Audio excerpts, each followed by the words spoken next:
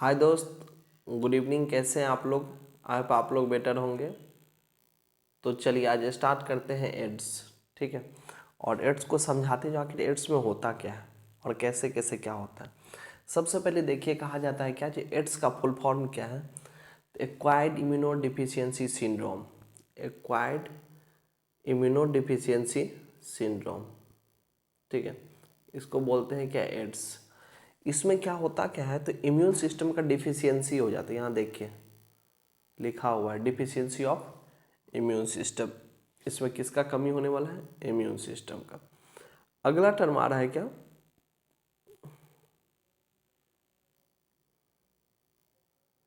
जो देखिए deficiency of immune system, ये तो क्लियर हो गया। अब कहा जाता है क्या जी, इसमें acquired immuno deficiency syndrome. Syndrome का मतलब होता है ग्रुप ऑफ सिम्टम। इसमें एक से ज़्यादा सिम्टम क्रिएट होगा, ठीक है। अब कहा जाता है क्या, जो आखिर ये इम्यून सिस्टम जो है डिफिशियंसी हुआ कैसे, तो उसके लिए एक वायरस है जिसका नाम है ह्यूमन इम्यूनो डिफिशियंसी वायरस। मतलब ये एक ऐसा वायरस है जो ह्यूमन बींग्स में इम्यून सिस्टम का डिफिशियंसी करवा देता है, ठीक है। और वो जो ग्रुप ऑफ वायरस है, उस ग्रुप ऑफ वायरस का क्या नाम है? रेट्रो वायरस, जिसका जेनेटिक मटेरियल क्या है? आरएनए, ठीक है। अब एड्स सबसे पहले कब पता चला था? तो एड्स फर्स्ट रिपोर्ट जो किया गया था ना, वो अमेरिका में, और वो ईस्वी था 1981 ईस्वी, ठीक है। लास्ट 25 साल में 25 मिलियन जो है ना,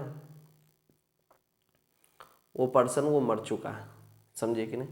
तो यहाँ तक क्लियर हो गया। इसके बाद देखिए, अब टर्म आता है जो एड्स आखिर ट्रांसफ़र कैसे होता है, कैसे फैलता है एड्स, ठीक है। आइए आज आपको समझाते हैं कि एड्स फैलता कैसे है। तो देखिए, सबसे पहला टर्म है क्या जी, एड्स के फैलने के पीछे जो sexual contact with infected person. मान लीजिए किसी को मतलब इन्फेक्शन हो गया है एड्स का, अगर उसके साथ सेक्स किया कोई, तो उसको भी एड्स ट्रांसफ़र हो जाएगा। दूसरा टर्म आता है transfusion of contaminated blood and blood product. मान लीजिए किसी को एड्स हुआ था, उससे ब्लड निकाल करके किसी दूसरे को दे दिया जाए तो हो जाएगा एड्स, ये तो पता चल गया। तीसरा है शेयरिंग ऑफ इन्फेक्टेड नीडल, मतलब इन्फेक्टेड नीडल का यूज करने से, समझे कि नहीं? जैसे मान लीजिए कोई एड्स का पेशेंट था, उसको किसी नीडल से दवा पड़ा, उसी नीडल का यूज करके किसी और को अगर दे दिया जाए, तो उसमें तो एड्स का वायरस था, वो पहुंच जाएगा बॉडी तक। और चौथा टर्म जो आता है, वो आता है फ्रॉम मदर टू चाइल्ड, ठीक है। ये लास्ट नंबर देख रहे हैं, from infected mother to child में।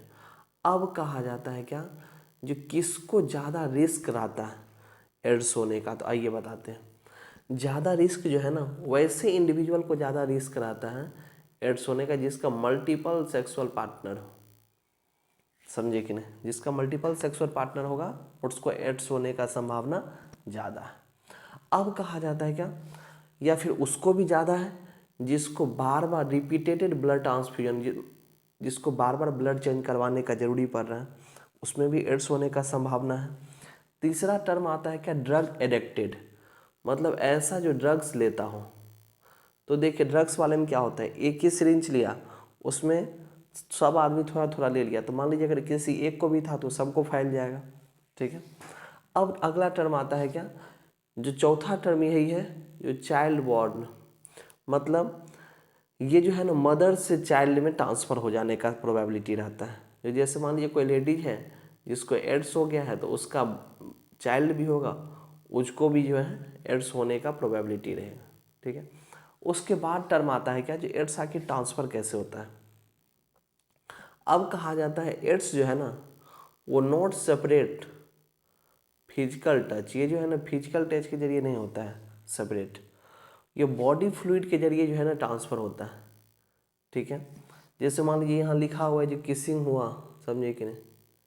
देख रहे हैं किसिंग, तो उस समय उतना प्रोबेबिलिटी नहीं है, समझे कि नहीं? ये फिजिकल टच से ट्रांसफ़र नहीं होता है, ये बॉडी फ्लूइड के जरिए ट्रांसफ़र होता है, ठीक है।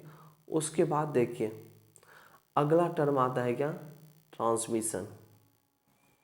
जानते हैं एड्स जो है ना, आज अगर एड्स का वायरस गया किसी के बॉडी में तो उनको अपना सिम्टम दिखाते दिखाते किसी किसी में फ्यू मंथ लगता है ये सिम्टम आने में, और किसी किसी में 5 से 10 साल का समय भी लग सकता है।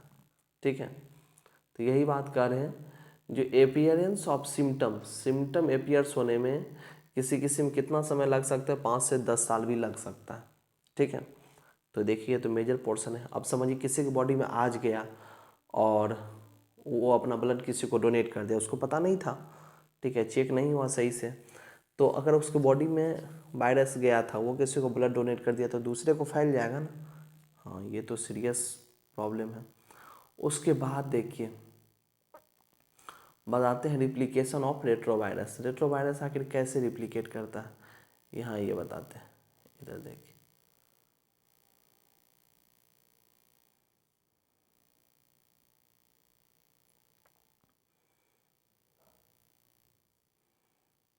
हमें ही लग रहा है अपना इसको बंद करना चाहिए।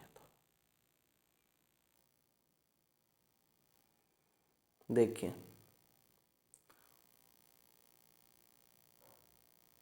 सबसे पहले बात है क्या, रिप्लिकेशन ऑफ रेट्रोवायरस। देखिए होता क्या है इसमें, ये एक वायरस है जिसका नाम है रेट्रोवायरस, समझिए कि नहीं, ये रेट्रोवायरस है।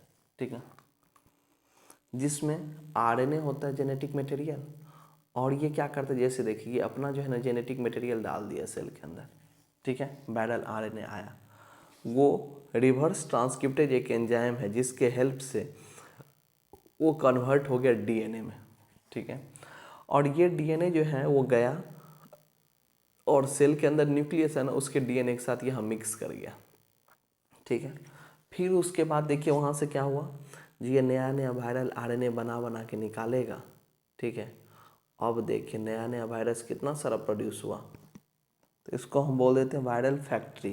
क्या बोल देते हैं, वायरल फैक्ट्री। तो ये क्लियर हो गया, देखिए यही टर्म था। अब इसके बाद life cycle of HIV. HIV का जो लाइफ साइकिल है ना पूरा, वो देखिए क्या है। सबसे पहला टर्म आता है क्या, एचआईवी जो वायरस है वो इंटर किया बॉडी में। ठीक है, बॉडी में इंटर करने के बाद यहाँ देखिए मैक्रोफेज दिखाया गया है, जो वो किसके हेल्प से मैं जाएगा, मैक्रोफेज के हेल्प से। ठीक है, वो रिप्लिकेट किया हमारे बॉडी में। ठीक है, कौन सा एंजाइम था इसके पास, रिवर्स ट्रांसक्रिप्टेज।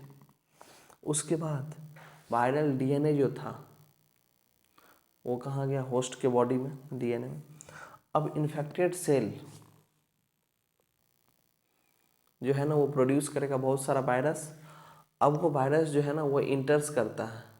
ठीक है, और किसको इफेक्ट करेगा, हेल्पर टी लिम्फोसाइट को।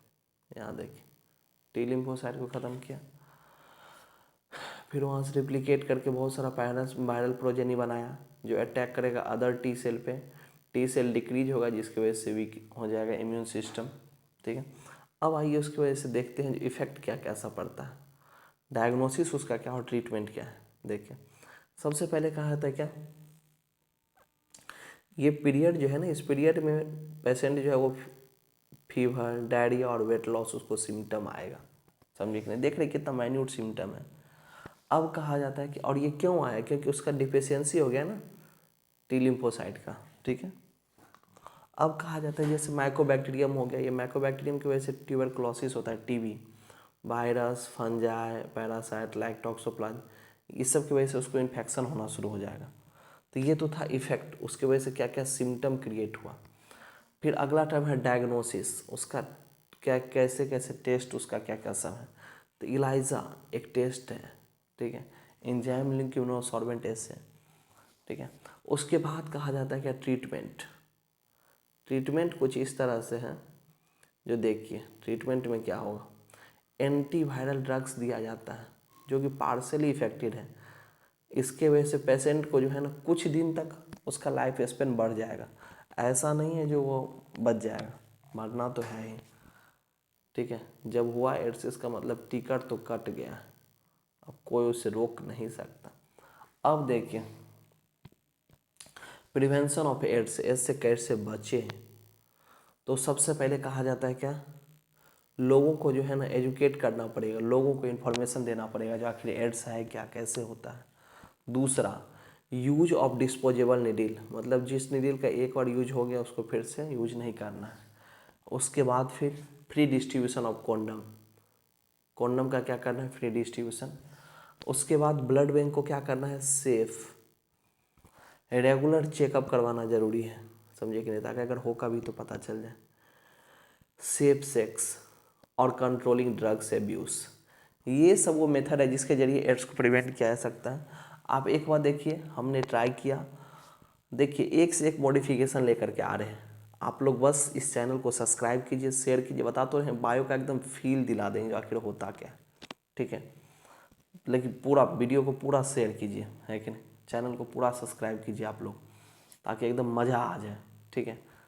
तब मिलते हैं फिर अगले एपिसोड में, तब तक के लिए जय हिंद।